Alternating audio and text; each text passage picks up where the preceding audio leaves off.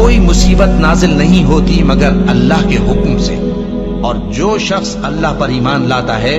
وہ اس کے دل کو ہدایت دیتا ہے، اور اللہ ہر چیز سے باخبر ہے۔ اور اللہ کی اطاعت کرو اور اس کے رسول کی اطاعت کرو، بس اگر تم منہ پھیر لوگے تو ہمارے پیغمبر کے ذمے تو صرف پیغام کا کھول کھول کر پہنچا دینا ہے۔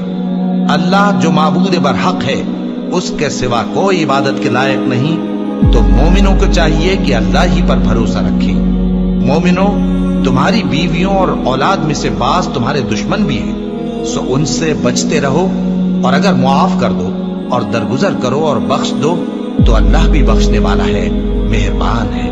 تمہارا مال اور تمہاری اولاد تو آزمائش ہے، اور اللہ کے ہاں بڑا اجر ہے، سو جہاں تک ہو سکے اللہ سے ڈرو اور اس کے احکام کو سنو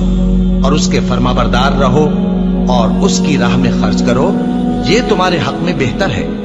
اور جو شخص طبیعت کے بخل سے بچایا گیا تو ایسے ہی لوگ راہ پانے والے ہیں۔ اگر تم اللہ کو نیک نیتی سے قرض دو گے